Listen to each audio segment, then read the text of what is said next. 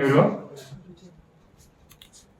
గత నెల 23వ తేదీ నాడు Cloud9 అపార్ట్మెంట్స్ హైటెక్ సిటీ సమీపంలో ఉన్నటువంటి Cloud9 అపార్ట్మెంట్స్లో ఒక రేవ్ పార్టీ జరుగుతున్నట్లు సమాచారం వచ్చినప్పుడు మా STF B team, state task force B team, excise superintendent Pradeep Rao గారి ఆధ్వర్యంలో రేవ్ కండక్ట్ చేయడం జరిగింది. ఆ రేవ్ పార్టీని భగ్నం చేయడం జరిగింది. అందులో రేవ్ పార్టీలో పార్టిసిపేట్ చేసినటువంటి 20 మంది యువతీ యువకులను అదుపులో తీసుకున్నాం. ఆ విచారణ సందర్భంగా అందులో 5 నిందితులను ఐడెంటిఫై చేయడం జరిగింది. Nagaraj Yadav and 4 others. ఈ నాగరాజ్ యాదవ్ బర్త్డే వేడుకలు ఆయన నిర్వహించినాడు. ఆ బర్త్డే వేడుకల్లో దాన్ని రేవ్ పార్టీగా కన్వర్ట్ చేసి అందులో మద్యం తర్వాత ఈ డ్రగ్స్ తీసుకురావడం జరిగింది. ఈ విచారణ సందర్భంగా మాకు తెలిసిన విషయాలు ఏంటంటే, ఒక నితిన్ అనే వ్యక్తి నాగరాజ్ యాదవ్తో కాంటాక్ట్లో ఉన్నాడు. అతను గోవా వెళ్ళి అక్కడి నుంచి 1 gram cocaine and 2 grams MDMA ఈ పార్టీ కోసం తీసుకురావడం జరిగింది.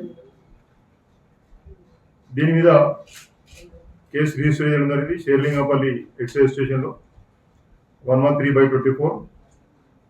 ఈ కేసు విచారణ సందర్భంగా అక్కడ పట్టుబడ్డటువంటి యూత్లందరినీ కూడా కౌన్సిలింగ్ చేయడం జరిగింది. సెపరేట్గా వాళ్ళ పేరెంట్స్, ఫ్యామిలీ మెంబర్స్ సమక్షంలో 2 times కౌన్సిలింగ్ చేసాం.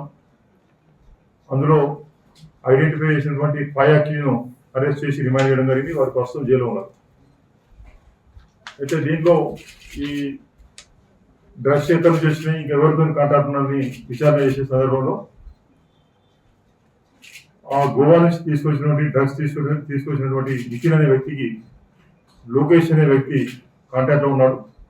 లోకేష్ అనే వ్యక్తి కూడా అతను ఈ డ్రగ్స్ పెళ్లింగ్ చేస్తున్నాడని చెప్పి వచ్చినటువంటి సమాచారం మేరకు ఫర్దర్గా దాంట్లో మా STF బి టీమ్ కంటిన్యూస్గా దాన్ని ట్రాక్ చేయడం జరిగింది. ఆ ట్రాకింగ్లో భాగంగా ఈరోజు SR నగర్లో వెంకట్ బాయ్స్ హాస్టల్ అనే ఒక హాస్టల్లో 3 personsను అప్రహెండ్ చేయడం జరిగింది, పట్టుకోవడం జరిగింది. వారికి సంబంధించినటువంటి డీటెయిల్స్ ఏంటంటే, ఒకతను KM ఆరిఫ్ అనే ఒక వ్యక్తి, ఇతను చిత్తూరు జిల్లా పలమనేరుకు సంబంధించినటువంటి వ్యక్తి, డిగ్రీ ఫైనల్ ఇయర్ చదువుతున్నాడు, బీకామ్ కేంబ్రిడ్జ్ ప్రీ యూనివర్సిటీ బెంగళూరులో.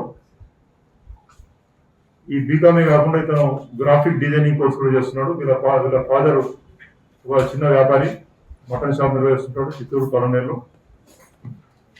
ఇతని ఉన్నతమైన చదువులు బాగా చదివించాలి, మంచి బాగా సెటిల్ కావాలని చెప్పి కోరికతో వాళ్ళ ఫాదరు చాలా కష్టపడి ఖర్చు పెట్టుకొని సంవత్సరానికి 80,000 రూపాయలు ఇంజనీరింగ్ ఈ బీకామ్కు పే చేస్తున్నాడు. అదేవిధంగా గ్రాఫిక్ డిజైనింగ్ కోసం 20,000 రూపాయలు పే చేస్తున్నాడు. అతని లివింగ్ ఎక్స్పెన్సెస్ కూడా డబ్బులు పే చేస్తున్నాడు అతి కష్టం మీద. ఇతనికి లోకేష్ రావు అనే ఒక వ్యక్తి, ఇద్దరు కూడా హాస్టల్ రూమ్మేట్స్. మోహితే లోకేష్ రావు, ఇతను native of Kadapa, Cambridge institute of technology KR Puram బెంగళూరులో ఇతను ఇంజనీరింగ్ కంప్లీట్ చేసినాడు.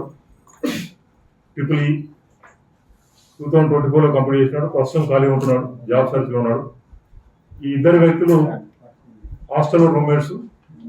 గత కొంతకాలంగా వీరు డ్రగ్స్కు అడిక్ట్ అయినారు. వీరు చెప్పేటువంటి సమాచారం ఏంటంటే, ఒకసారి ఒక హోటల్కి వెళ్ళినప్పుడు అక్కడ they happen to see one phone number అనే tissue paper. If you have interest for drugs contact అని ఒక కాంటాక్ట్ నెంబర్ ఉంటే దాన్ని కాంటాక్ట్ చేసినాము. ఆ నంబర్ నైజీరియాకి సంబంధించిన వ్యక్తిది. అప్పటి నుంచి అతనితో పరిచయం అయింది. గత 5-6 monthsలో దాదాపు 10 సార్లు అతని దగ్గర డ్రగ్స్ తీసుకోవడం జరిగింది. ఆ కొన్నటువంటి డ్రగ్స్ను 2 సార్లు తెలంగాణకు పంపించినారు, 8 times బెంగళూరులో సప్లై చేసినారని చెప్తున్నారు. వీరి పొజిషన్లో